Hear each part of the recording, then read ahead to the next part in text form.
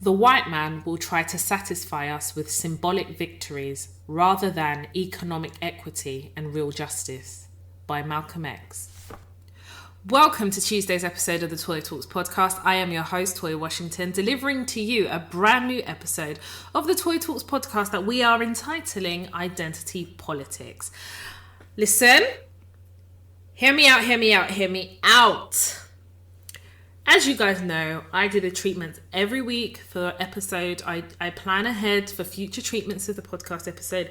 But every so often, you guys will direct certain things my way at me on social media, because obviously you know that we follow each other here on social media. If you don't know, my personal Instagram account is Toya_Washington. And of course, the Toya Talks podcast Instagram page is Toya_Talks.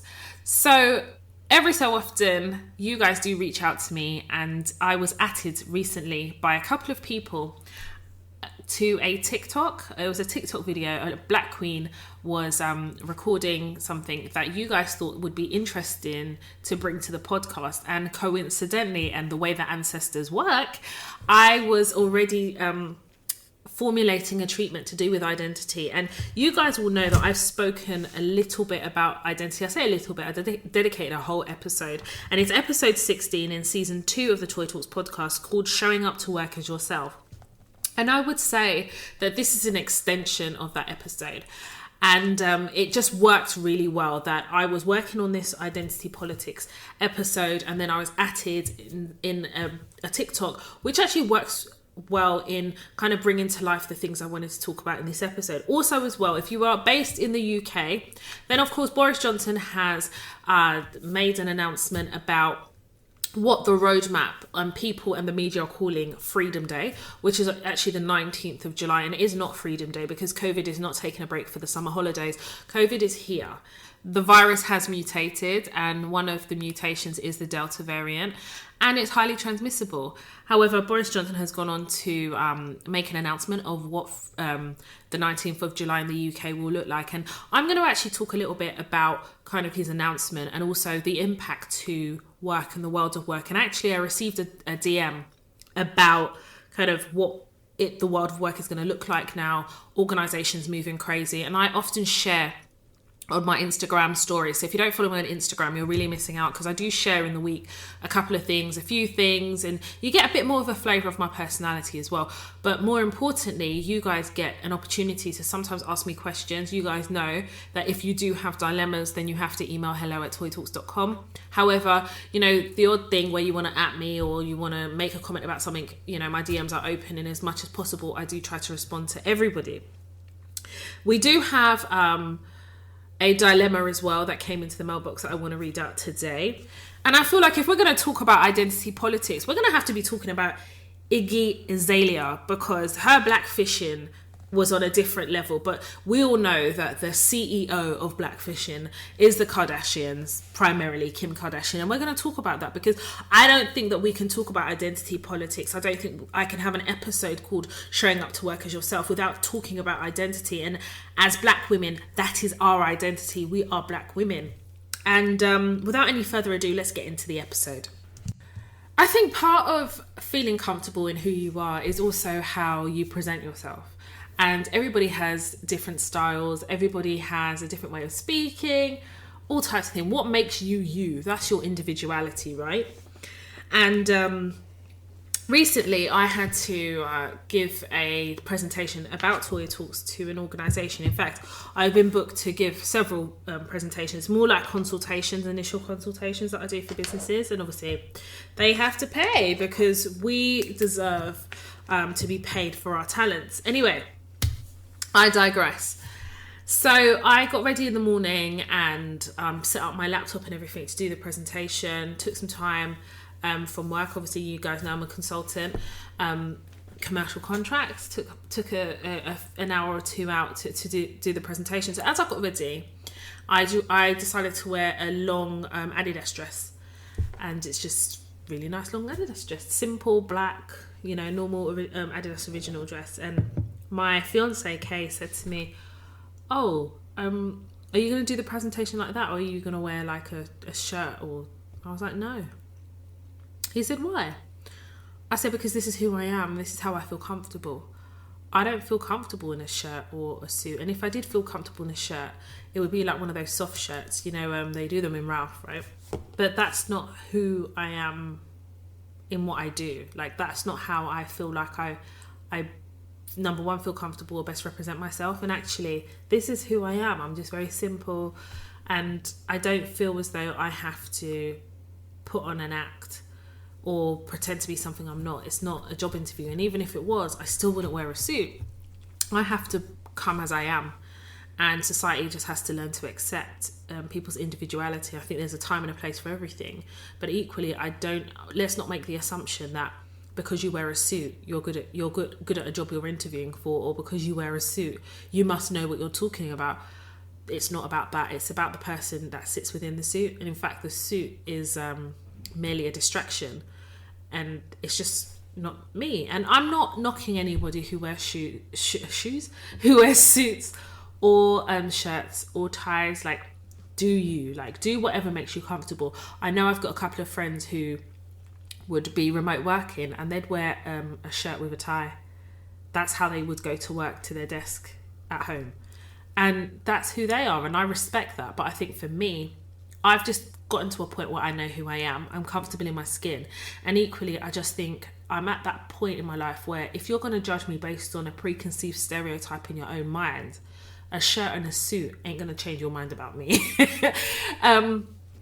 So yeah, I delivered the presentation, and before I did deliver the presentation, I did go onto Instagram and I shared that with people, and there was a couple of people that responded back and said, Toya, I really felt like what you just said was for me. And there was one young lady, she says, Toya, I'm literally about to go for a job interview and I didn't know what to wear. I was feeling a bit self-conscious, like my hair is a different colour to what one would, expect, if you like.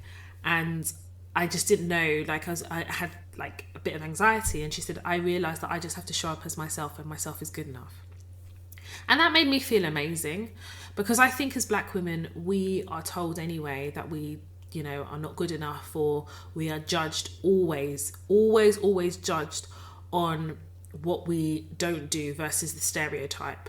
We're also judged on our appearances, and our appearance seems to be the centre focal point whenever one is looking to have conversation, or if there's like an advert or just a depiction of Black women. I think the focus are on everything other than what Black women are, and we are individuals.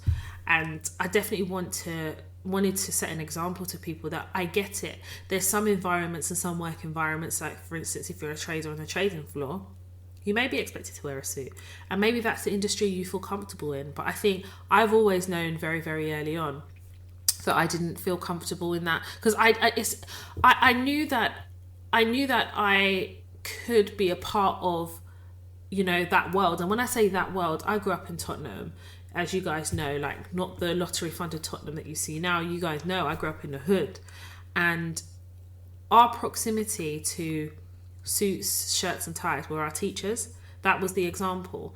And I definitely felt like I was never going to be part of that world because I couldn't afford to, because to buy those shirts and suits and ties, even before Primark, you had to be of a certain pay bracket to be able to afford that, because you're not going to wear the same shirt Monday to Friday, and if you are, at some point you're going to have to change that shirt. That costs money. Suits are expensive. I remember the first time I wore a suit to a job in my early 20s, and I just felt like I couldn't breathe.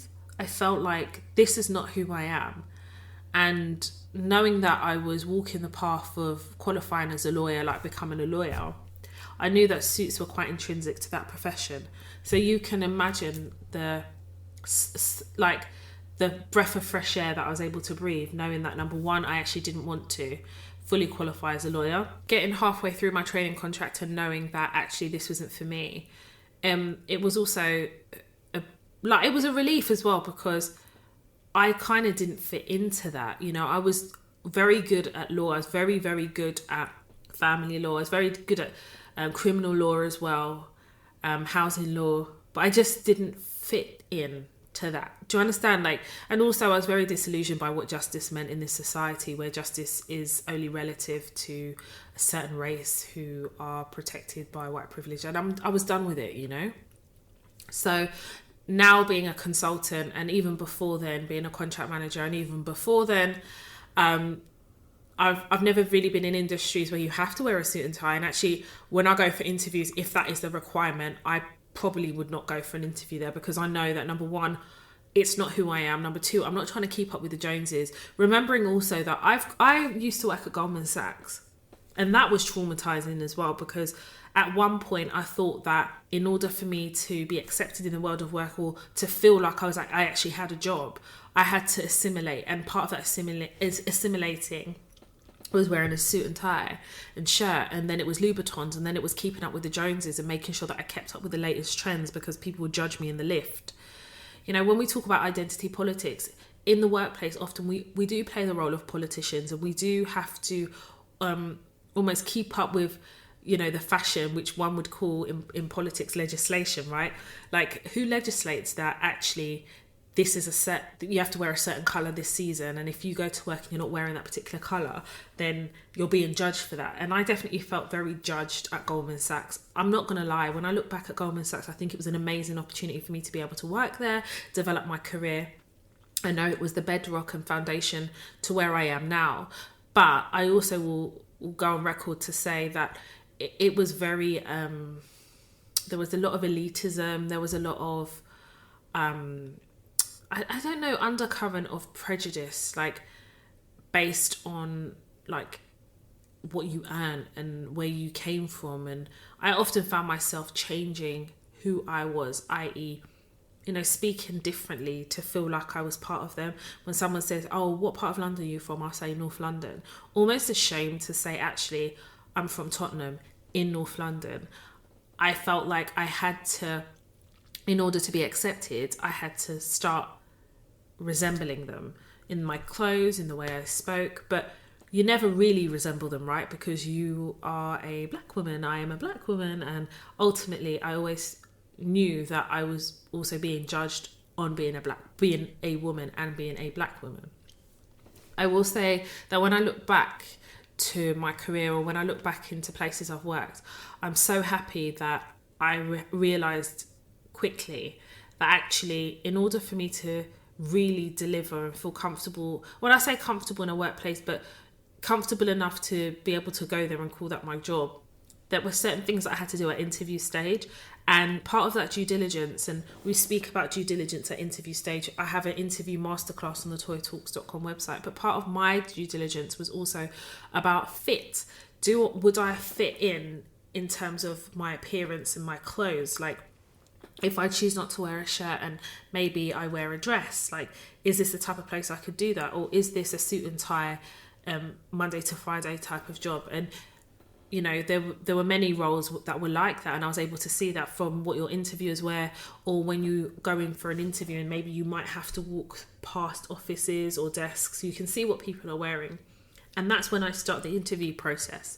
Like, do I see myself working here? And part of seeing yourself working here is, number one, can you see people who look like you? If you can't see people who look like you, at least do you see people of your age group? You know, that type of thing. That's kind of part of my due diligence. And identity is so important, because in school we're not taught to develop a sense of self or identity. In fact, I don't think education is personable enough for you to be an individual, because even in school, you know, you have rules, and I don't think rules are a bad thing, but part of the rule of, well, in education for me, was that you just had to pass and get a job. There was nothing about who are you and what are your beliefs. It was more, these are the belief systems, which one do you fall into? So when we're talking about identity, we're talking about I am, you are, what you represent, what you stand for. And I don't think enough is done on the education system to kind of stimulate that thought process. So when you go into the world of work, it's easy for you to lose yourself, because you haven't been taught to develop an identity. You don't even know what it is. You just know that you want to be accepted, and that becomes quite dangerous, because what are you willing to compromise to be accepted? I think I've shared with you guys earlier podcast episodes where, you know, part of me wanting to feel accepted as I was developing my own identity was I noticed that coffee breaks and cigarette breaks were something that was part of an office culture. So what did I do? I'd buy a packet of cigarettes and I would go for a smoke with people, even though I knew that I hated the smell of smoke. It would hurt my chest. But just to be accepted, I would do that. Or to be accepted, or thought that I would be accepted, I would do that. Because I found that there was some camaraderie in going for a coffee break, a tea break, or what they call a cigarette break. And I definitely feel that had I had a stronger sense of who I was, I probably wouldn't have done that, because rather than be a leader, I did follow. And I don't necessarily look back with regret, because I think through those situations I was able to develop my identity. But I think there is a strength in being confident enough to stand in who you are, or as you develop who you are, at least a strong enough ability to say, actually, I don't want to do this. And I think where I'm from the generation of our parents, basically. Well, I say generation of our parents, but the remnants of our parents' perception of work, and the idea that you need to hold down this job, and, you know, the subservient attitude of, oh, you know, it's survival and I can't lose this job. A lot of us did compromise who we were and did things that maybe we wouldn't have done. I mean, the fact that I love coffee actually comes from the fact that I started drinking coffee in the office, because I would see people go for tea and coffee breaks and I would force myself to drink coffee. How many years later, I drink coffee because of that. Now I actually really like coffee, but the fact of the matter is I never liked it in the beginning. I did it just to be accepted, and I never was accepted, and I never understood or made the correlation that actually people will see you, i.e. you as in me, first, and they would judge us. They would judge us based on stereotype, and understanding that structures have not been built to benefit Black people. I was never ever going to really fit in. And, you know, as time goes on, as you navigate work, you get that rude awakening, right? And then you start to understand that actually I need to stand in self, and you start to develop that. But I definitely think that a lot can be done from earlier, from the education system, to develop identity and to actually call out what the societal differences are between us. Like, whether you like it or not, it has to be accepted that certain structures have not been created to benefit women. And where, yes, people talk about equality and things like that, but at the end of the day, we're still having to have organisations publish how much they pay men and women, or how they recruit men and women, or how many men and women are in their workspaces. And then we're talking about diversity in terms of race and creed and things like that. So we are a long way off from what equality looks like. Are we on the road? I don't know. I think some organisations are not on the road for equality. I think tokenism is very prominent, but equality requires us to talk about historical prejudices and historical structures and how those structures were built. And I don't think that currently in society they're ready for that conversation. If you're sitting here in my face telling me that racism doesn't exist and the government are publishing reports, you're definitely not ready to have those conversations that need to be had in order to dismantle the structures that have been built to oppress us. And I just think it's important that that conversation is had and that we speak about that a little bit. I think that when you've come straight from university, you build a picture, or you come straight from any education, you build a picture of what the world of work is. Some of us maybe just go into work straight away and that's all we know. But even that, I think that there is no balance in the ability to develop identity. You're forced into it. And sometimes people actually lose themselves in work. Some people, work is all they have. So identity isn't even something that can be developed. They just are trying to survive. They're trying to keep their job. They're trying to be liked. They're trying to fit in. They're trying to do all these things other than trying to discover who they are. You know, when I was still developing my career, one thing that I used to dread is office drinks or after work drinks. And I know some people love it and they thrive in it, partly because they're not even navigating that properly and they're not even utilising the ability to be able to see how people operate when they're outside of work or intoxicated. But for me, I used to dread it because I think looking back, I had a lot of social anxiety, number one, but also as well, the pressure that I used to feel from workplaces to integrate with people. And when I say integrate, after work, I don't need to integrate with you. What I need to do is whatever it is that I have scheduled to do. But there is a lot, and I've heard a lot, social media, I've seen a lot on podcasts about the whole after work drinks, and especially in Clubhouse, and recently I did hear it as well, where people seem to think that the only way you can climb up the career ladder is after work drinks, and I think that's bullshit. I do think there's an interpersonal requirement in terms of if your focus is to navigate to a senior management level, I think there's a certain level of schmoozing that you have to do. And I think that's part and parcel of the culture here in the UK.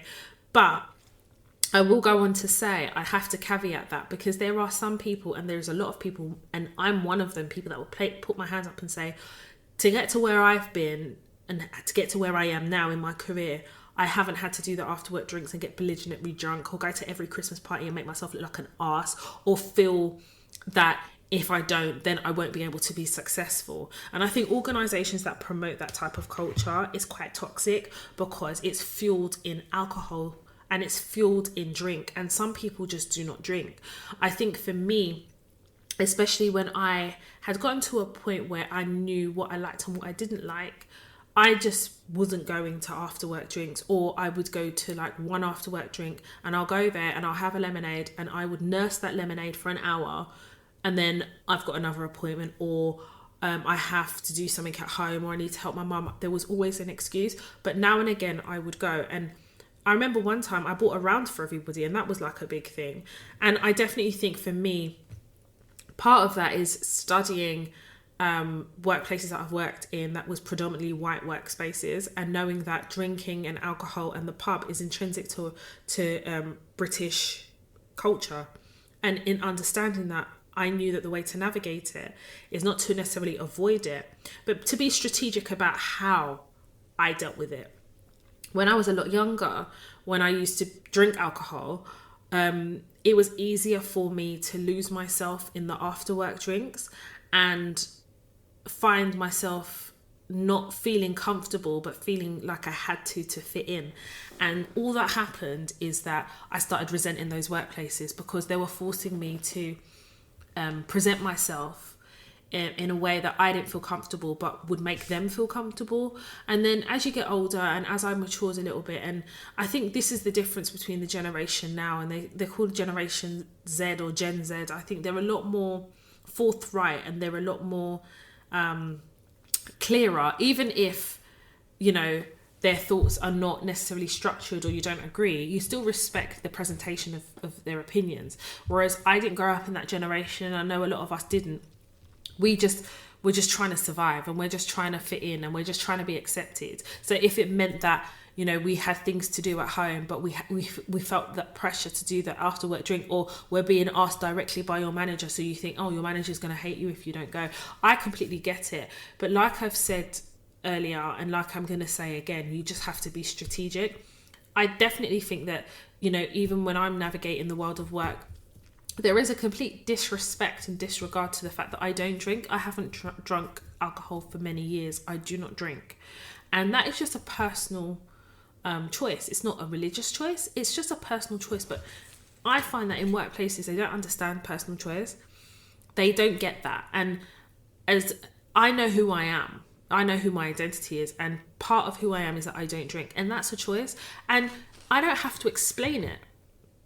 Oh, I don't drink. Full stop. I think that workplaces overstep the line and the boundaries with this expectation that you have to justify to them why you will not drink with them, why you will not consume alcohol. There's no consideration to people who maybe struggle with alcohol, or maybe it is for religious reasons. I just find that people are disrespectful about that. And the way I tackle that is, if I'm asked after work drinks, I say I don't drink, and they'll say, oh, you don't have to drink alcohol, you can just come for a quick orange juice. That's what they do. So I've now learned that if I do want to go, or if I feel like actually this is strategic, let me just go to this one and I won't go for another 6 months, I will say, I don't drink, but I don't mind. I'll come down and then I'll stay for half an hour and then I'll leave. Or I'll buy everyone a drink, and by then they're so distracted by the fact that they don't have to pay, then I'll go. And again, I don't feel pressure to pay. I think in my mind, strategically, that's how I choose to operate. I think as I've gotten older, it's just flat out no. I'm not doing after work drinks. If I don't want to, I'm not doing it. Especially if I feel like I think, especially if I feel like in an organisation, it won't serve me from going to that after work drink. And when I say it won't serve me, it's I've done my due diligence, I'm navigating safely, and actually this has no bearing. There's no strategy here. I have been in other workplaces where I don't mind going to after work drinks, and I would drink, again, 1 lemonade, 1 orange juice, but it was also fact finding to see how people operate outside of work, or how my boss is outside of work. Like, I'm quite strategic with it, and I just think that is possibly a route that one may consider, and it enables you to be in control and not lose yourself. And I think that there has to be a strong awareness of I, and it's the I in identity, and feeling comfortable that you're not going to feel pressured into a situation whereby you're compromising yourself to fit in. And I think that it's a difficult one, because I think you develop identity on the job. Because a lot of us, we're young when we go into the world of work, and we're still trying to figure out life. And I think a lot of us start to develop our personalities, or the strength in our personality, sometimes through some of the difficult things that we have to deal with at work, unfortunately. And sadly, often that's just the way it goes. But in talking about identity and self, I think we should move on to what I was atted at and sent on TikTok. So I'm going to play it. Hopefully it's loud enough.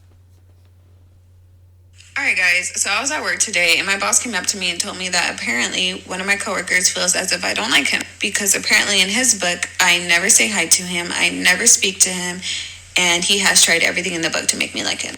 I proceeded to tell my boss that I do say hi to him whenever he says hi to me, and I do speak to him whenever he speaks to me.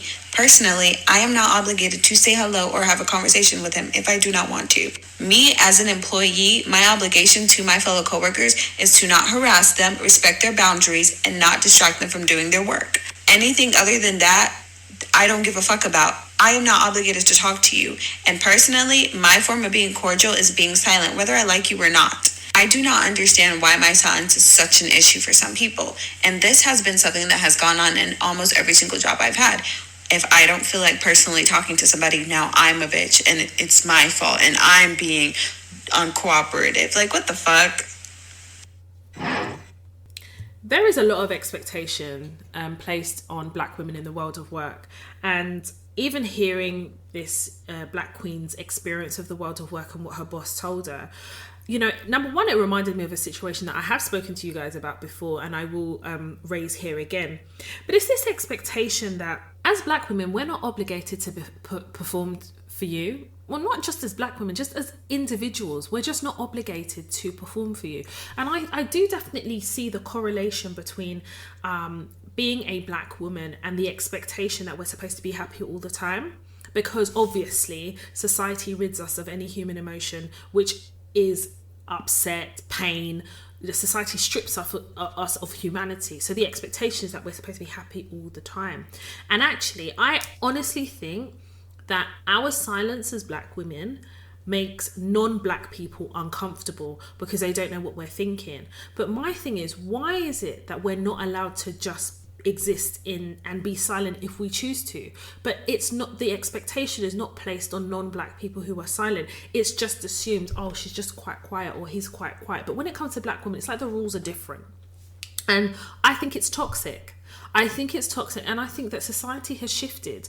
I think in light of the resurgence of Black Lives Matter, conversations about racism and diversity, and more importantly, about how Black women are more oppressed than any other race, I think that the conversations where people are raising to you as a Black woman that your silence is making someone uncomfortable, or a boss is coming up to you, or a line manager or someone in authority has come to you to tell you or to table before you another co-worker's experience of you because of your silence, I think that that's quite aggressive. It's quite violent, because that it sets an expectation that we are supposed to serve non-black people's emotions and serve non-black people. And I think that we need to get comfortable with actually, when those things are tabled before us, be able to, in a structured way, confront those situations, because somebody has come to you. Do you know what it takes for a co-worker, a manager, to come to you and say,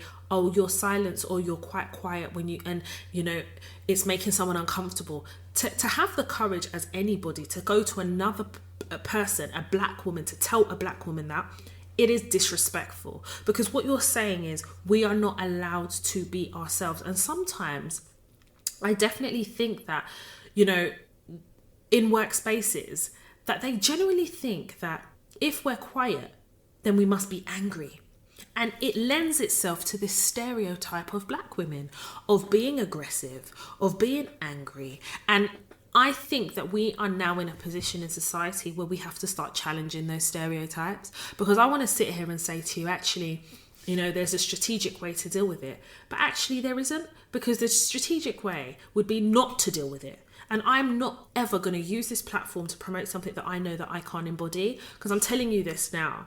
When I go into workplaces, at least for the first few months, I am actually quite quiet. I'm very different to who I am, because I'm trying to acclimatise to my new environment. I'm getting to know people. Obviously, when I go to workplaces, they don't know I have a learning disability, because I don't share that. But I'm sharing with you that I have a learning disability. So for me, it takes me longer to learn stuff. I am a bit more quieter. And actually, it is quite plausible that black women can be shy. But because they expect us to be on 10, performing all the time, they expect us to be doing Beyonce. They think all of us are Beyonce or Michelle Obama. And it's actually quite annoying, and it's rooted in racism. And I think we need to start being comfortable with calling it out. And this is why I've created this episode, because I'm actually very happy for you to play this to your workplaces, to your line managers, to your bosses, to your co-workers, because I think that the only way they're going to understand it is as I'm delivering it here. Why is it our duty as black women to tiptoe around the emotions of non-black people? Why? Why is your fragility our problem to babysit and carry? Why is it that you think that we as black women don't also possess the ability to also have the characteristic of being shy or actually being quiet? We're not all the same. And it's this presumption that all black women are the same and all black women are Beyonce. And that's some bullshit, and it's racist. And I think we need to just be able to in a structured way, call it for what it is, because I feel like if you continue to ignore it, you will be like how I was in a workplace. So, and this is an organisation I was working in before. It was the job before I started contracting. And I'd already decided that I was leaving this workplace. I was leaving. I was already doing interviews. I set up my limited company, and I was working in this particular organisation, very, very well known. And a new head of department had started. My former head of department was absolutely amazing. She was a white woman, lovely woman, understood the need for diversity, inclusion and racial equity. Like, she got it. She understood it. She was an advocate for it. And what was very obvious that she, you know, definitely lived by what she said was because the entire team, our function as contracts and procurement, we were all diverse backgrounds. You would come there and it was literally diverse everywhere. Like, we had people from different backgrounds, different races, different religions, different creed, different everything. And it was actually a really pleasant team to work in until she left and she was replaced by someone called Tom. You guys may remember this, but several episodes ago, very early on in the Toya Talks podcast episodes, I spoke about Tom.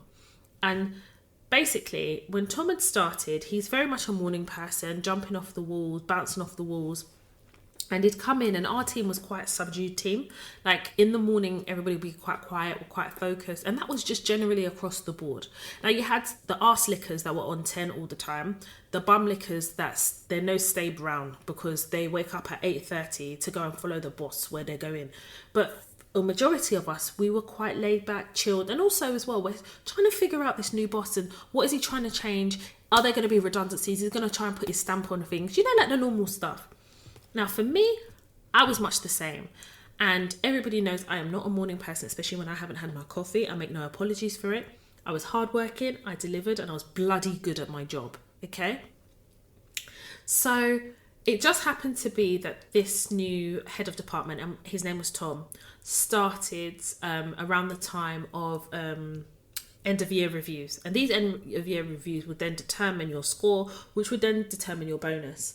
So my end of year review, my boss had done it, and it was amazing, top marks. So for some reason, my boss decided to go to Tom, or Tom asked her about our department's end of year review, and he had a comment, and he basically said that you know, I don't really talk as much. I can be quite quiet, and he feels as though like I'm not very warm. I think the word he used. I'm not very warm. And he said, you know, her face doesn't fit. Do you know that my line manager, who'd been line managing me for almost 2 years, came back to tell me what the head of department said? And I'm going to tell you guys straight, I was furious, and I let her know it. And I'll tell you why I let her know it. Number one, my objectives are based on my performance across the board. And I'm scoring tens across the board. And it looks to me like you're just trying to find something negative to say. Because this man has only been head of the department for 2 weeks. And you've determined that my face doesn't fit. And I'm going to tell you this now. I'm going to tell you guys right now. If I was already going to stay there, so if I hadn't already made the decision to go contracting, I would have made a formal complaint based on discrimination. Because when you tell somebody that their face doesn't fit, what is it about my face that's different to yours, where the assumption is your face fits and mine doesn't? Is it because you are a white man and I'm a black woman? And I would have made a formal complaint. Because I already put that conversation in my burn folder. After that objectives meeting, I sent my boss a summary and I referenced what she told me. But I already knew I was going. Part of me regrets not making a formal complaint because for the next black woman coming in after me. But I will say this, I think it was such a toxic environment to work in. I knew that I was on my way out. Like I'd already had 2 offers. Do you know what I mean? I was in the throes of it. So mentally I had made the switch, and I kind of thought, you know what, I can make a formal complaint. But I was like, actually, do you know what, Toya, you can go. Like I've said it to you guys in episodes, like it's about knowing what fight is worth fighting. And I think the Toya who I am now, I'm telling you, whether I was going anywhere or not, I would have made a formal complaint. But I think then I was emotionally and mentally worn down. I was in that role. I can't even lie. I'd been through a lot in that role as well. And I think it was quite an aggressive organisation. And I've come from Goldman Sachs, so I know what aggressive looks like. But this organisation was so aggressive. It had ground me down. It was grinding me down. I think I was mentally and psychologically exhausted, and I felt like, what would there be to gain if I was already out, only to prove a point? And actually, you know, that decision actually served me quite well because, and I'll tell you why it served me well in a minute, but just to close off this point, I think I have a very clear sense of who I am and my identity, what I stand for, you know, what I represent, and an internal sense of self. But to tell somebody your face doesn't fit is effectively saying to that person, you don't belong here. It is toxic, it is violent, it is aggressive. And this expectation that as black women we're supposed to perform or dance to the tune of so, you know what? Dance to the tune of somebody who represents oppression is disgusting and disgraceful. And Tom's whole thing about the team was about control. He wanted control, and he would seize control, even if it meant breaking you. And I watched him as I was leaving break people, and it was disgusting. People were leaving in droves. And back to our black queen that spoke about kind of what her boss told her about her colleague, and that she doesn't say hello, and he made an effort with her and all of this, but she very clearly says, when he says hello, I say hello back. When he greets me, I greet him back. Like, what else other than that are you expecting? Now, some people would turn around and say, yeah, but Toya, if you're going to be in these workspaces, aren't you meant to navigate so that you don't make yourself a target? But the thing is, as black women, we're a moving target all the time, and I think you just need to rip off the band-aid and call it what it is. Like, it is rooted in racism that her boss can come to tell her about the fragility of a white man, because let's be honest, we know he's a white man, the fragility of a white man, and that it's her job as a black woman to appease him, to make him feel comfortable. When have we gotten to a point where it's a black woman's job to make non-black people feel comfortable? I think there is not a recognition for cultural differences as well. In some cultures, there are cultures that they will not speak unless spoken to, that they are a bit more reserved culturally. And I think that cultural deafness in organisations is what leads organisations to go to employment tribunal. You're culturally deaf because you expect everybody, irrespective of what their cultural background, to be the same. Now, if you are working in a sales environment, there is an expectation that you are quite salesy, and we know what that means. So I understand that there's certain professions where certain personalities won't work, 100%. Outside of sales, outside of being on a trading floor, being an investment banker, where you have to kind of be a lot more assertive. Outside of those roles, and maybe there's a few others I'm missing out, I don't think that you have to play a role outside of those type of jobs. Do you understand? I think also as well, there is an obligation. There almost feels like an obligation on black women that we have to seek permission to be ourselves. It's almost like, and when I say seek permission, because when we are challenged about being ourselves, it's almost like we're expected to justify why we are the way we are. So if your personality is more inclined to be a bit more jovial, then you will be compared to, if you are the quiet person and a workplace has a problem with you being quiet, you'll be compared to the jovial black woman. And I think in that point, we have to, as black women, work up the courage to say, not all black women are the same. And when you seek to compare me, you seek to tell me that I'm not good enough. And if you're telling me I'm not good enough, that means that you have a standard, a racial standard of black women that you expect in your organisation. And unfortunately, I don't fit into that. So by virtue of that, I feel like you're racially discriminating against me. I think we need to be comfortable, because I remember I got a DM a while back. One lady messaged me. She's like, I'm not as confident. I'm quite quiet. Do you think I'm going to be able to be successful as a quiet black woman?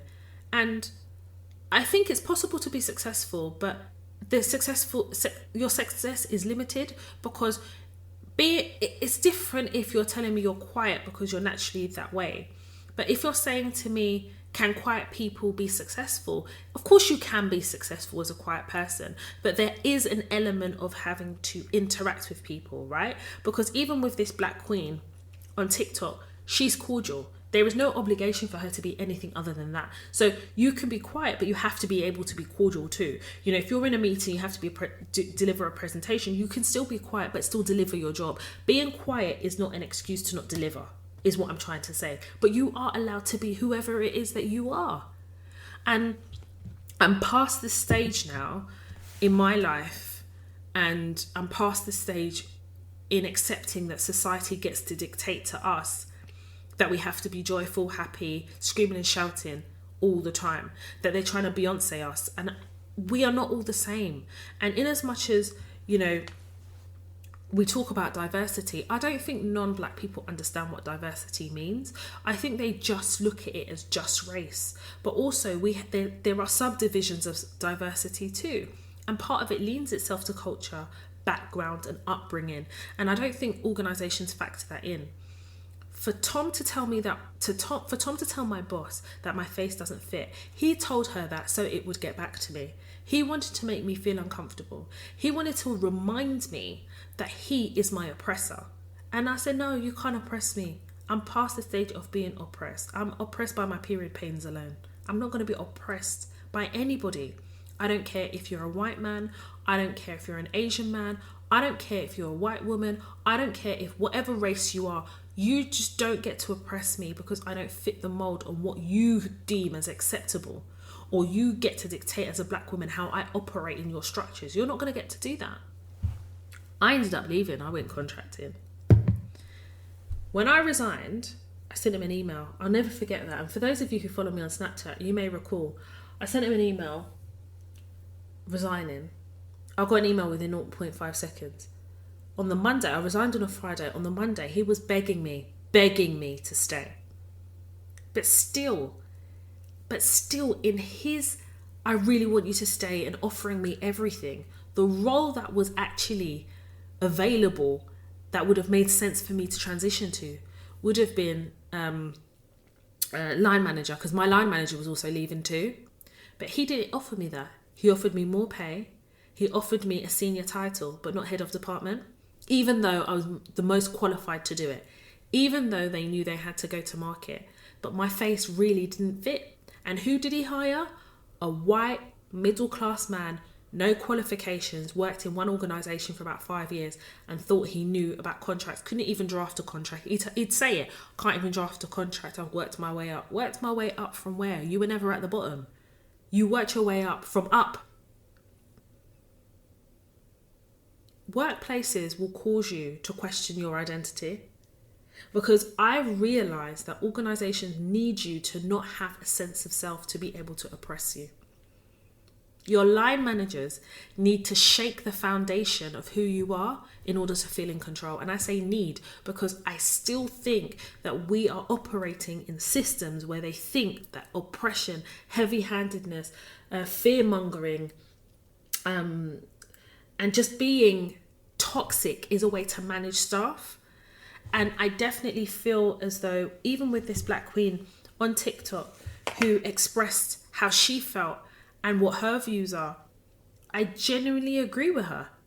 If you had asked me this years ago in my 20s, my answer would have been different, because I was still oppressed. I'm not oppressed no more. I am free. I am free. I was born free and I exist in freedom.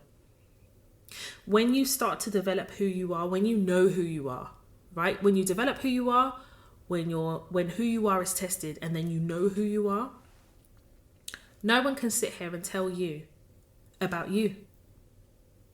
Organisations will tell you, you are like this, you are like that. And it is actually your job to say, actually, no, I'm not like that.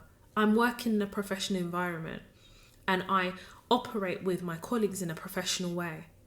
And unfortunately, I'm not the type of person to chit chat. It just takes me a bit of time to get to know people before I feel comfortable enough to be able to, have those chit chat conversations. And actually, there's no obligation for me to be that way. And I think that everybody as individuals develops and grows differently. And I think we need to be able to call out microaggression. It's a microaggression that becomes a macroaggression when they tell you about it. It's micro when you suspect it, when it's pervasive, when it's passive, and it becomes macro when they tell you.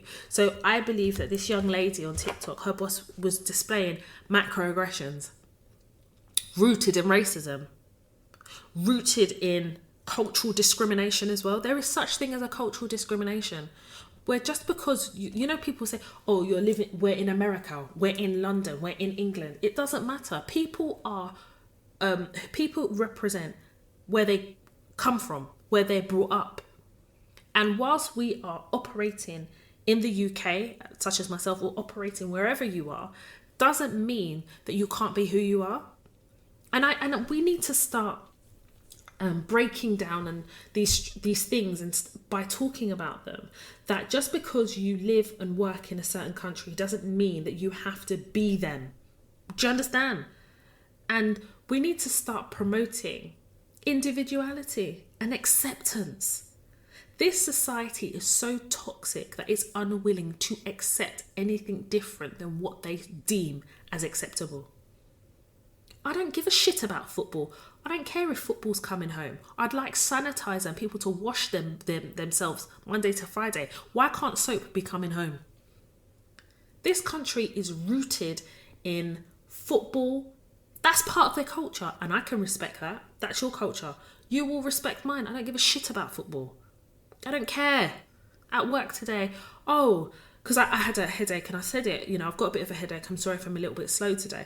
Oh, Toya, anyone would think that maybe you have a hangover because of the football. Do you know how disrespectful that is? I said, no, I don't drink alcohol and I actually don't watch football. I don't find football interesting. I said it monotone. Like I don't know what it is about cultural boundaries and cultural respect that is lacking in today's society. If someone says they have a headache, you then say in your mind that it must be alcohol, because for you it's not possible that a black woman can just have a headache. It has to be associated with alcohol, and alcohol is part of British culture. It's not part of my culture, and I'm not knocking anybody for drinking, but let's not make the assumption that I don't know why I've got a headache. It's just disrespectful.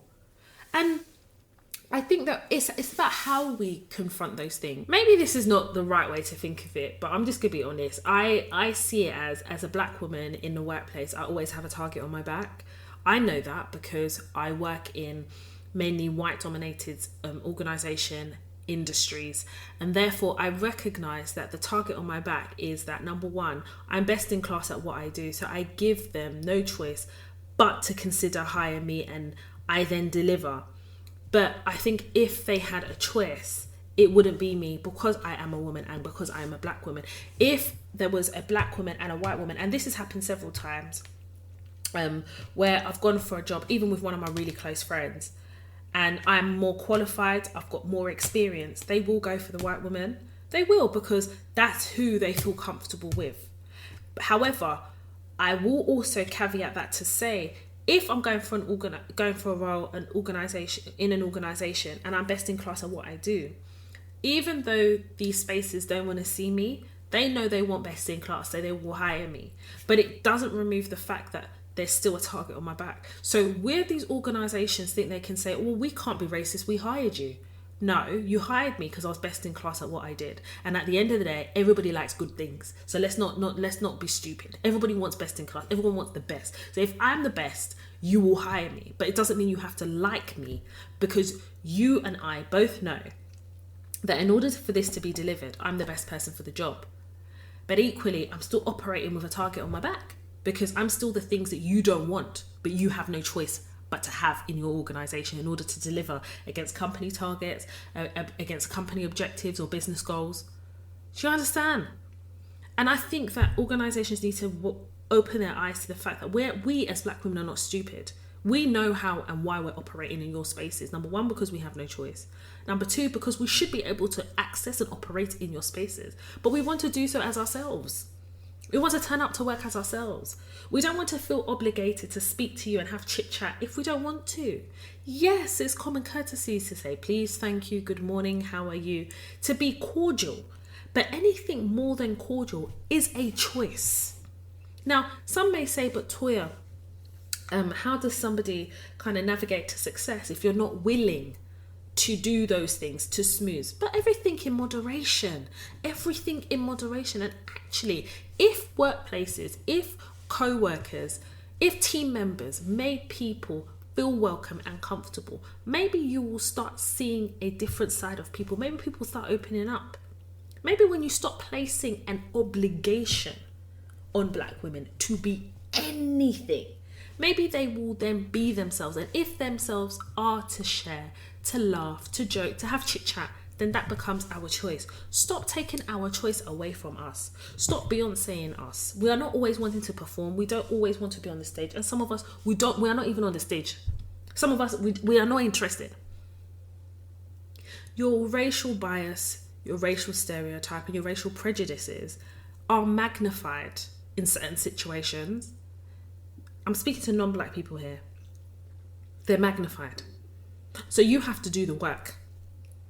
You have to work yourself through your prejudice. You have to work yourself through your stereotype. You have to work yourself through your cultural lack of understanding. I was giving a presentation this week, and one of them raised a really important point about education and teaching. And I said, my job in the capacity of Toya Talks is to teach. It's not my job to educate you. That's your job. And when you place the education part on a black woman, that's too much for us to carry, because it removes responsibility from non-black people to do the work. I said, I love coffee. I love coffee a lot. But because I love coffee, I'm going to educate myself about the coffee beans, the farmers, where the coffee comes from, coffee machines, how to make coffee. That's how I educate myself. I can go to a course and allow them to teach me, but the education part is ongoing. It's like when you have these courses at work. You have to keep updating it. That's education. You have to keep updating. And that's why it has to be the responsibility of the person in receipt of that education. It's not my job to educate you.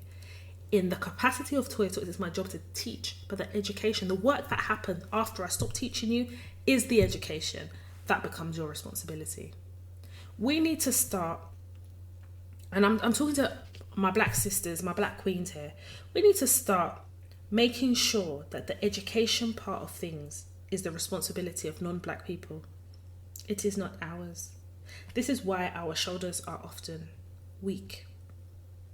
This is why we're always tired. This is why they always put us on the front line of sacrifice, because we want to carry everything on our shoulders, partly because they push us to it. No, let's start opening our mouth. It is not my job to educate you. That's your job. At the very least, I can teach you, but the education comes from you. We need to start giving responsibility to where it's supposed to sit. When we talk about identity, who we are, what we stand for, it is not our job to educate non-black people about our identity. Our identity comes from the way we speak, the way we present ourselves. Our representative, yes, because at work, sometimes we turn up with a representative. We don't always turn up as ourselves. We don't. We may turn up as a part of ourselves until we get to a space where we want to start being ourselves. Or actually, maybe your strategy is not to be yourself, but just to show elements of yourself. And that is okay too.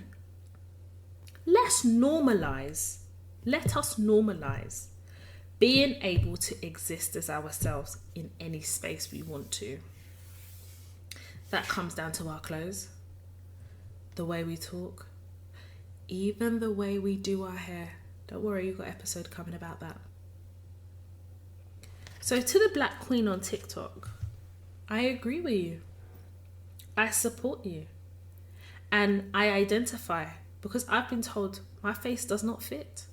I've been in other organizations where I've been told I'm just not, it's not a match. It's not a cultural fit. What do you mean? Listen, nowadays I can't use that word cultural fit. You can't use that, because if you're telling me I'm not a cultural fit, I would like you to tell me what my culture is and why my culture is incompatible with yours. Why my culture is incompatible with your organization culture. What differences have you identified that you have used to prejudice me in being able to be part of this organization? Those are the questions. We need to turn them questions around, especially when they have the courage to come to you and tell you what another person said or what they feel. Why is it okay for non-black people to tell us how they feel? When we tell them how we feel, we're being aggressive. What does aggression look like to you? Because I ain't got you in a headlock, I ain't punching you upside your head. What does aggression look like to you? When I speak with passion, I'm being aggressive. But maybe speaking with passion is part of my identity. Maybe that's how I speak from a cultural perspective. Maybe that's just me. No, that's not good enough. When you seek to remove people's identity, you tell them that they're not good enough. And then if you take people's identity from them, who are they? Who do they become? When Tom told me that my face didn't fit, luckily for him, I got another contract role. I was contracting, and I was then asked to come back to that place. And where I was in my contracting career, it worked. I charged them an astronomical day rate to go back. Suddenly my face fitted. Yeah, I went back there. I collected all my bloody bags. I collected my money. I was there for what? 3 months? After 3 months, that same Tom that told me my face didn't fit told me he would like to extend my contract by a further 6 months and give me a project management role. I said to him, no, I'm not interested. I said I'll come back for 3 months and then I'm out. There was other stuff that happened as well, but for me, and I definitely think as a contractor, your mindset changes. I was there to come and collect all the bags. All the bags. I collected all the bags. Do you know when I told him I didn't want my contract extended past the 3 months, I was like 2.5 months in, and I said I didn't want to be a project manager. He almost looked offended.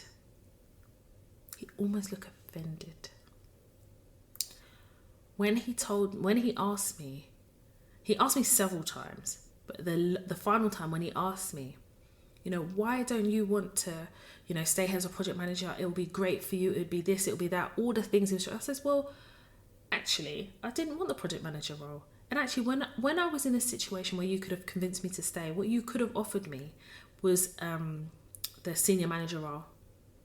But you didn't offer me that because you didn't think I was good enough. And now suddenly, I've come back as a contractor on a really high day rate that you're paying because I'm best in class at what I do.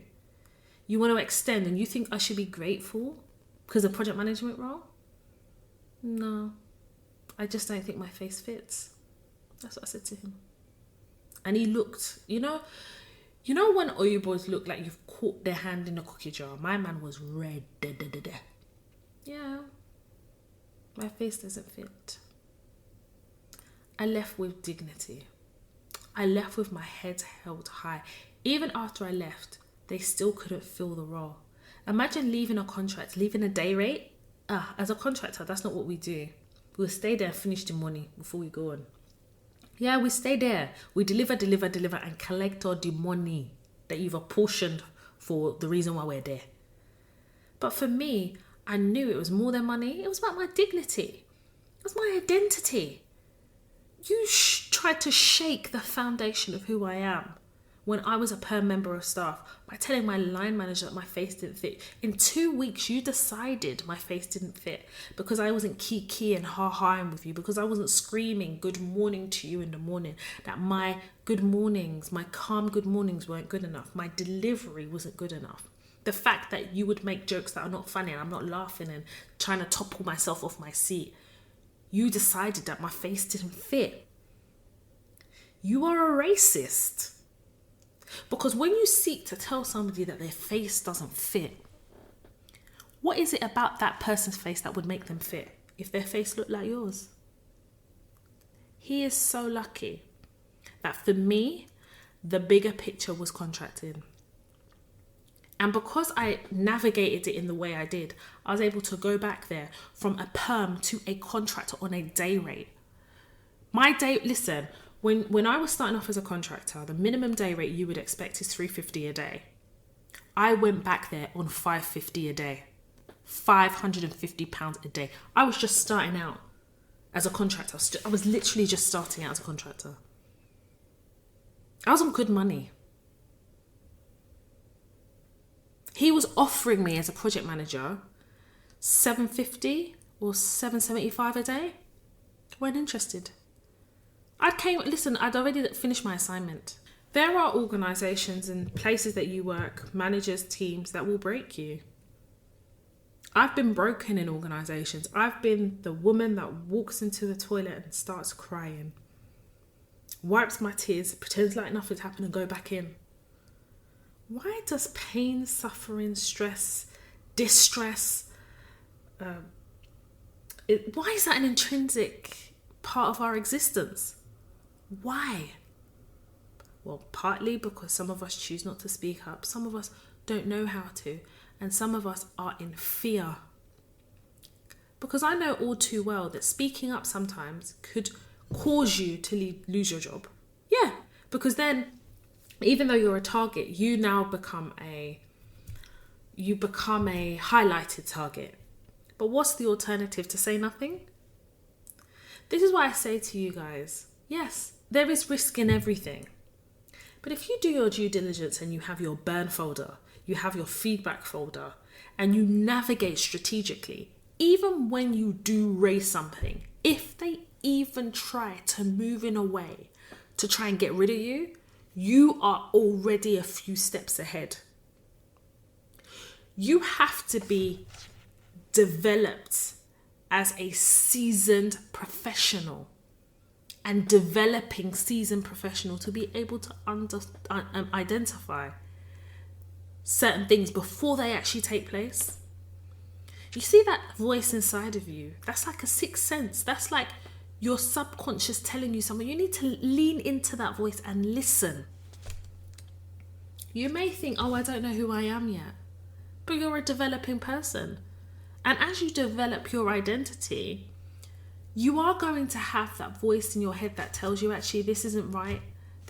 And you have to learn to trust yourself. I talk about it on the podcast episode about discernment, being able to knowing when to discern, how to discern. We have to get to a point whereby, number one, even if you don't know your identity, you're not sure of who you are, you have a good grasp on what your morals are. You have a good grasp on right or wrong. You have a good grasp on what it is you're trying to achieve. You may not have the full picture. Those are the things that start to develop a foundation of identity. No one wakes up and becomes who they are. Do you understand? Sometimes there are things that happen in your life that change the course of your life, and therefore you then develop identity real quick. For me, it was when my father died. Up until that point, I was a bit in a bubble, a little bit. I knew who I was, but wasn't too sure. And then when the foundation of everything I loved that made sense was pulled from under me and I lost my father, I definitely realised that I always knew who I was. It was just about confidence and standing in my light and standing in myself. So I am able to say to you, I don't like this, I like this. I am quite decisive in knowing what I want. But it takes time. The identity politics that we're playing in society now is difficult because you've got social media and you've got media outlets and you've got the television that tells us what is acceptable and what is not. And often we don't even see ourselves there at all. And that's really difficult, especially when you're developing identity, where you're living in a society that's supposed to be diverse, but you're not even picked first. We don't even see ourselves. That's quite difficult. But this is even more reason why we have to develop a really strong sense of identity and stand in our identity, show up as ourselves, and be unapologetic of our blackness, our womanhood. There is a strength in knowing who you are because this society will shake the foundation of who you are any which way. There are organisations that present themselves in certain ways and then you go in there and they will, managers, colleagues, people, even just the construct of a particular organisation could shake your confidence. I've worked in places before that's shaken my confidence so bad. It's in other roles that we are now kind of counselling ourselves out of the PTSD that we're suffering from previous roles. It's not like we get a break. Some of us don't get breaks in between jobs. And sometimes it's not even long enough to work through some of the trauma that we've picked up from other jobs. That's really difficult. But what makes that process easier is as we develop our identity. Because once you centered in who self is, even if the foundation of confidence is shaken, you still revert back to who you are, if that makes sense. And I think it's really important that I did this episode because I think there's a lot of us that are not able to articulate this, that actually it may be easier to send this episode to somebody to explain. Not like we have to explain, but we're living in a society whereby often we find ourselves being the teachers, because remember what I said, we're not trying to be their educators. Some of us just want to exist in peace. There's nothing wrong with that, but unfortunately, non-black people often choose violence, verbal violence, and whether we like it or not, we have to navigate these spaces. Money isn't everything, but happiness is everything. Happiness is worth more than the money that it is that you're seeking. Because I'm telling you, when you're happy, when you're comfortable, when you're being who you are, who you have been created to be, things like money, positivity, good karma finds its way to you. I genuinely believe that. When you are centered in self, things start to fall into place. You know what I'm saying, right? Like when you are centered, when you are at peace, things flow properly. It's like an email. When I'm angry, I can't write emails. I step away. I can't write because I'm in the throes of emotion. I've told you guys as well. When you are feeling emotional, you shouldn't, if someone said something in an email that makes you angry, you should step away. But when you're centered and you're feeling centered and you're feeling balanced, you write the best email of your life. And I definitely think it's important that we have this conversation here on the Toy Talks podcast, because we are constantly playing identity politics. And it's important that in playing that politics, we first have to start developing and going on the journey of discovering who we are, who you are. And part of that comes from upbringing, family structure, how you were raised. But part of it comes from developing your purpose. We've got a podcast episode on that. Understanding what your journey is. But also, who am I? Who am I? What makes up me as a person? What makes me? What are my triggers? What are my happy points? What makes me happy? How do I attain that happiness that I'm seeking? What are my long-term and short-term goals? What do I truly believe in? How do I continue to develop myself? What is self? Those are the things that help you develop your identity. And I want to say that it's okay to show up as yourself. And if you need to sometimes show up as your representative, that's okay too. Identity politics. Blackfishing refers to someone who uses things like hairstyling and makeup to create and enhance certain features to make it appear as if they have black heritage or are racially ambiguous. So for some of you who don't know who Iggy Azalea is, she is a singer, performer, entertainer, and she's a white woman. I believe she's from Australia. Moved to the States, record deal,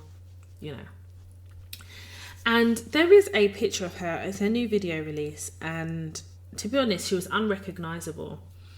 And to the definition of blackfishing, it was the makeup that made her, and it's the appearance of being racially ambiguous, with leanings towards kind of black heritage. And her response was really sarcastic. People brought it to her attention like, listen, this is an example of blackfishing, like you can't be doing this. And basically she had a very flippant attitude about it. Basically said, thanks for making my drawing attention to my new single and making my new single the focal point of your conversation. What I thought was disgusting about it is the lack of accountability for blackfishing. And the accountability is understanding why people are raising this and understanding how detrimental blackfishing is, and it's disrespectful to black people. And as a black woman, I feel disrespected because my skin is not a costume. This is who I am. It is my identity as a black woman that you are choosing to mimic through makeup, to make yourself something that you are not, to almost show me that actually, you know what, I have no respect for culture or black heritage, I'm going to use your black skin as a costume and I will take it off when I now need to access my white privilege. That is what Iggy Azalea has done. And please feel free to at her. I really don't give a shit. Maybe she will be educated through this podcast episode. But the CEO, the actual founder, not co-founder, because the co-founder are sisters. The founder of Blackfishing is Kim Kardashian. The co-founders are her sisters. And really, if we're going to talk about Iggy Azalea, we have to talk about Kim Kardashian, who constantly leans into her ability through her access to money and funds to Blackfish, and then she'll start using excuses to justify what she is doing as not Blackfishing when it clearly is. But there is a correlation between Kim Kardashian, Iggy Azalea, and those people who think that Blackfishing is okay. And I think it's because they feel that they have a proximity to blackness because they have had kids by black men. And I'm trying to be respectful here because what I was actually going to say was a bit more derogatory. Having kids with black men doesn't afford white women any proximity to blackness, because it is those same women, and not all of them, some of them, that will blackfish, and the excuse is, oh, I can't be blackfishing, I'm not racist, I'm not like that, my kid's black, your kid's not black, your kid is mixed race, first and foremost. But secondly of all, it is equally disrespectful to justify blackfishing because the father of your child is black, your friend is black, or you grew up with black people, or your friendship group is black, or whatever the case is. White people do not have any proximity to blackness. So therefore, when you are blackfishing, you are making the decision to treat my skin as a costume that you take off and throw it in the bin and then stand in your whiteness or stand in your non-blackness. And it's disrespectful to black culture, it's disrespectful to black people, it's disrespectful to black heritage. And it's the idea in blackfishing that they think that our existence is temporary. This is who we are as black people. And blackfishing is racist in nature. It's racist because it's like you're taking the mick out of being black. This is who we are. This is how I was born. This is me. In every life, I would always be a black woman in every single life. But I think there's a complete disrespect to our black skin, our culture, our heritage when people blackfish. It's not a joke. Working whilst black is not a joke. Navigating life as a black woman is not a joke. It's serious. It's bloody extreme sport.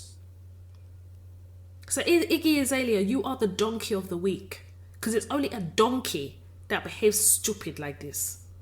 And you think that, oh, you've now promoted your song. Your song is not going to even reach top 10. Because you know why? Because you don't even rate black people. You don't rate us. So why should anybody rate your music? Iggy Azalea, you sing like a distressed cat. So your music ain't shit. But I think we need to call it out when we see blackfishing. It's disgusting. It's disrespectful. And it's very, very dangerous. Because it's the idea that you could just, we wake up in the morning and we just open our cupboard and climb into black skin. No. We are beautifully designed, beautifully created. I love my black skin. I love the different variations that we have of black skin and how we as a black community are. I love being black. I love being a black woman. But what I do not love is when non-black people think it's okay to blackfish and then seek to justify it. And if they don't seek to justify it, they lack the accountability to be able to understand how to course correct. Let's leave that one as that, because she's an idiot. I really don't like her. She's just... When you listen, Playboy Carti ain't even all that. Let me just say that. Anywho, those of you who are in the UK would have heard Boris Johnson's recent conference about the 19th of July, which the media and social media have named or are naming Freedom Day, which is absolutely crazy to me because we are still in the throes of a pandemic. Now, if you guys would remember here in the UK, Boris Johnson really was for herd immunity, and then, karma caught him and he caught COVID and realised that it was actually serious. We saw the National Health Service, especially in hospitals, basically on their knees because of the hospital admissions as a result of COVID. And, I would definitely say that for the last year we've been locked down. We've been the highs and lows all over the world has felt it. It's a global pandemic. But Boris Johnson really scared me today, and in a way that I never thought that I could quite be terrified by him. I mean, first of all, he combed his hair for the press conference, so I knew that it was serious.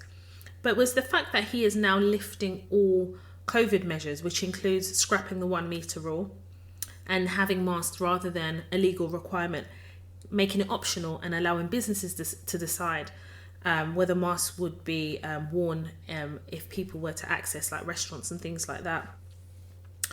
One thing that also scared me is he said that we have weakened the link between COVID and the vaccine, but we haven't broken it. We've just weakened it apparently through the vaccine, but it hasn't been broken. I think when you allow people to make the decision whether they're going to wear masks or not, you have to know the society that you're trusting. This is the society that you had to teach how to wash their hands for 20 seconds, and you're going to now leave it in their hands to decide whether they're going to wear a mask or not. People that can't follow rules, people that refuse to self-isolate. We are currently in the throes of a third wave. We are seeing increased COVID cases and hospitalizations, but yet we have a Prime Minister here in the UK who, may I add, I did not vote for. I actually voted for the Labour Party. I voted for Jeremy Corbyn. But Boris Johnson is indeed the Prime Minister. His whole cabinet has been a shambolic wreck. Matt Hancock, former Health Secretary, was caught in the throes of thrusting his mistress. We have had various people within the cabinet who have broken COVID rules. And obviously we have our very own resident WikiLeaks, Dominic Cummings, who I'm sure over the next coming days will be sharing his thoughts on Boris Johnson's recent press conference. Also as well, something that I think I did know, and I don't know if I actually said it to you guys, but the new Health Secretary, Javid, he was the former ex-Chancellor of the Exchequer, which makes sense. It makes sense because he's all about we need to treat COVID like the flu. Well, of course, because the government's primary aim is the economy. So in essence, to ensure that the economy is strong and robust and healthy and thriving, this government is willing to sacrifice human lives. But we shouldn't be surprised. This is the same Prime Minister who it took him contracting COVID to be convinced of COVID. He believed in herd immunity. At the beginning of COVID, he was saying he was shaking COVID people's hands. People who COVID is shaking all their hands. And then karma did him dirty. We are seeing cases rise here in the UK. And yet we're doing away with masks. We're doing away with the 1 meter rule. And leaving it to the public's discretion to decide whether to wear masks. They were asked various questions during the press conference about when they think it would be appropriate to wear masks, and they did say that it would be appropriate to wear a mask if you're like in crowded places like the train and things like that. But yet this is the same government that are opening up clubs. Make it make sense for me. But this is what I'm going to say to everybody. It's your responsibility to safeguard yourself. We know that we have a very wayward government. It's as wayward as Boris Johnson's hair, very wayward, up and down and around, blowing from side to side. This entire cabinet has been laced with and dogged with so many scandals, so many reports, so many this, so many that. And you have to get to a point where you start now prioritizing yourself. And that also means making sure that you are protecting yourself. So if it means that you feel more safe wearing a mask, that's what you do. Now, the problem is going to arise with organizations because the question was asked about the government's position on working from home. And again, they've left it to businesses and organisations to use their discretion to decide how they're going to phase people back into the office. I've spoken to organisations where I know for a fact they've reached out to me asking for advice about things. And one of my first questions is, have you made your offices COVID safe? And I'm just hearing fucking crickets. Have you invested in ventilation? What have you done to reassure your staff, your employees, that actually they'll be safe at work? There's organisations that refuse to accept any type of work from home or hybrid approach to work from home once the easing of the lockdown occurs on the 19th of July. And I'm going to put it here right now, and I will stand to be corrected by the passage of time. Everybody is going to go mad. They're calling it Freedom Day. Yeah, they're going to go nuts this summer. Boris Johnson seems to be obsessed with the fact that it's the summer holidays and the kids are on summer holidays, as if somebody called COVID and said, hi, do you want to take a break for about 6 weeks of the summer? COVID doesn't work like that. A pandemic doesn't work like that. But he has chosen to do away with everything because it's the summer holidays. And I'm going to put something to you. Winter is coming. Yeah? We are going to pay the price for any recklessness that happens here in the summer. This is like preparing everybody for lockdown, because once he locks everything down, no one can complain, because he will say, well, I gave you a summer. I gave you options. I gave you choice. I allowed you to be the masters of your own destiny. And since you guys couldn't properly protect yourself and make sensible decisions, I'm locking you down this winter. Don't be surprised. Do not be surprised. People will be coughing up and down, not realising that the mask is twofold. The mask has been protecting us from COVID and bad breath, halitosis, body odour. We've been saved on many levels. No, but seriously. Winter is coming. You better go and get your Costco cards. You better start stocking up now, because everybody is going to go hell for leather over this summer.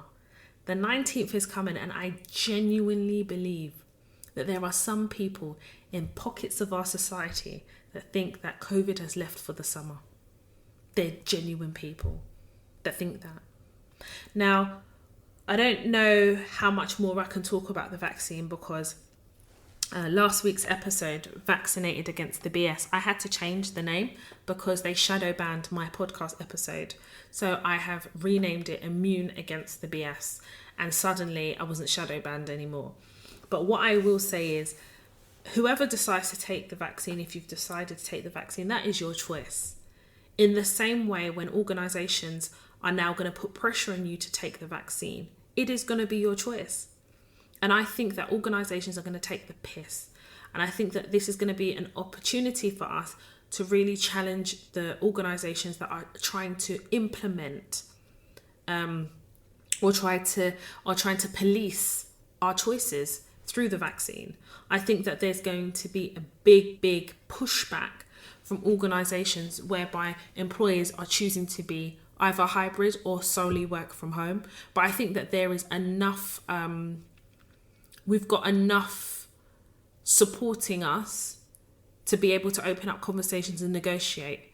I know a lot of you have purchased the negotiation masterclass, but I think this is going to be a slightly different type of negotiation, where organisations are going to force you in and will try to basically blackmail you.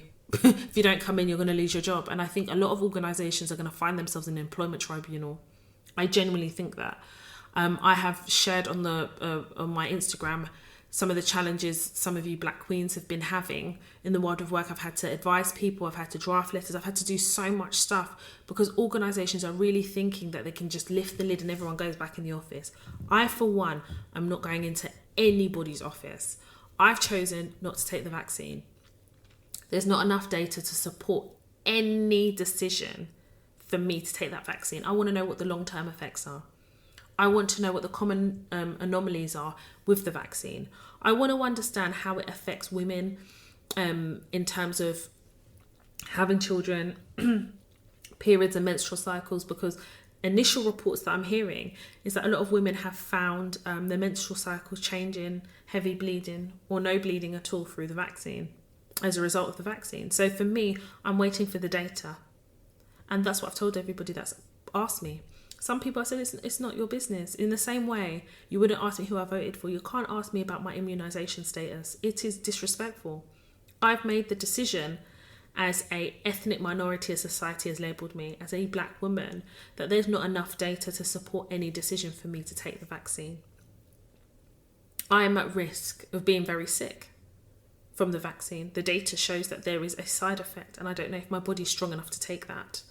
Those are my reasons, and I stand by them.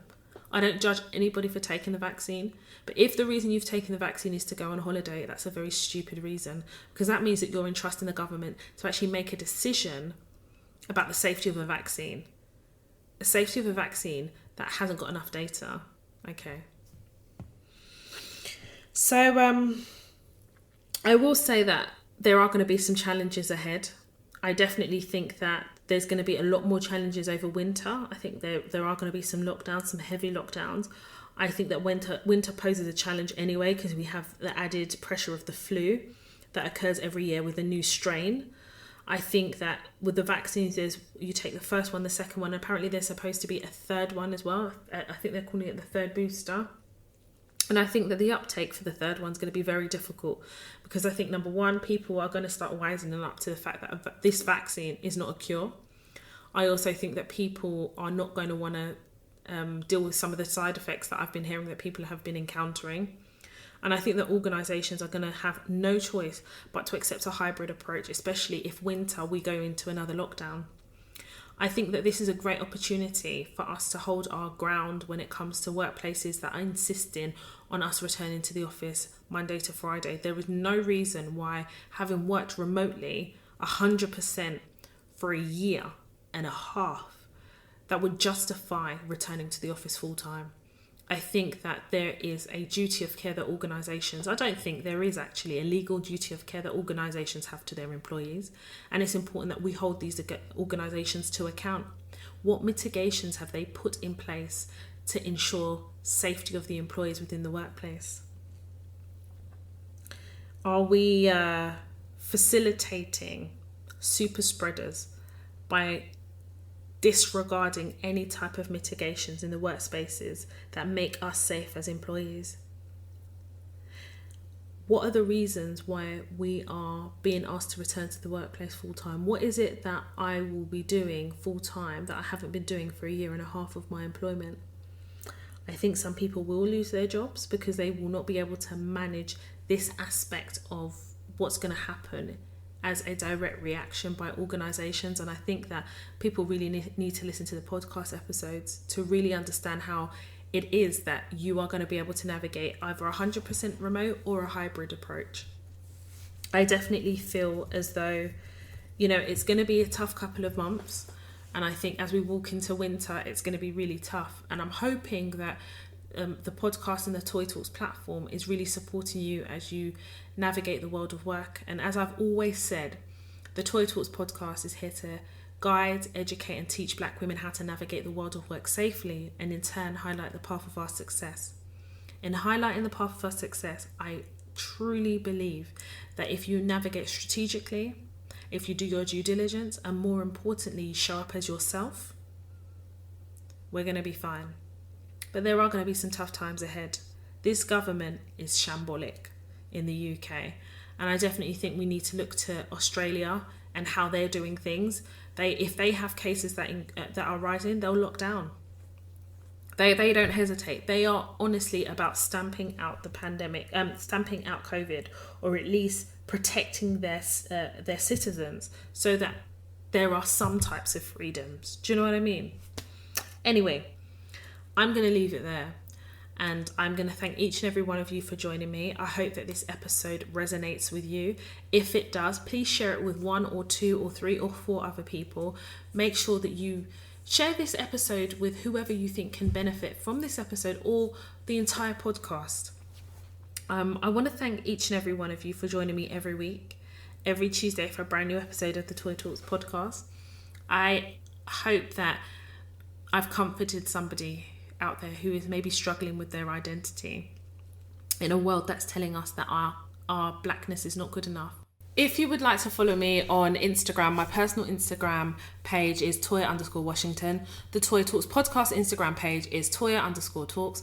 Follow me on Snapchat, Toya Washington, all one word, or Clubhouse, Toya Washington, all one word. And we have a club on Clubhouse, Toya Talks. I will be hosting a room shortly. Please be patient with me.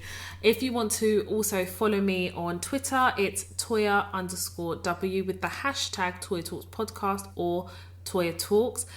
You guys know what it is. If you want to keep abreast of all things Toya Talks related, please access the website www.toyatalks.com. And of course, that is also where we have all the masterclasses: CV masterclass, negotiation masterclass, interview skills masterclass, redundancy masterclass, mother and daughter masterclass. They're all there.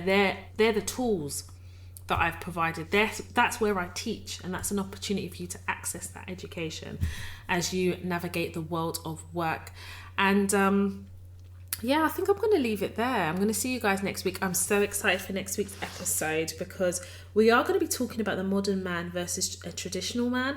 That is what I'm planning to talk about. But again, it depends how this week goes because, anything can change. However, I started to do the treatment for it, and I did kind of speak about it a little bit this weekend on my Instagram stories, and popular demand has demanded that I dedicate an episode about the modern man versus the traditional man, because even though I guide, help, advise, and educate Black women how to navigate the world of work and life, because life and the world of work is quite intertwined. It's part of who we are, right? What we do for a living and how we live our lives, all of that are intertwined. So I have got episodes on relationships and stuff, so make sure you check it out. And this will be part of that series, the modern man versus the traditional man. And we're going to talk about it. We're going to chop it up.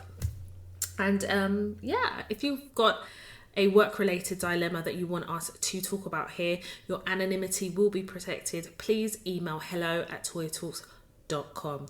Okay, guys, I'm going to leave it there. I'm going to see you guys next Tuesday for another brand new spanking episode. We have run out of time to be able to discuss the dilemma that I wanted to discuss today. However, I will definitely be reading out that dilemma and advising on that dilemma in next week's episode of the Toya Talks podcast.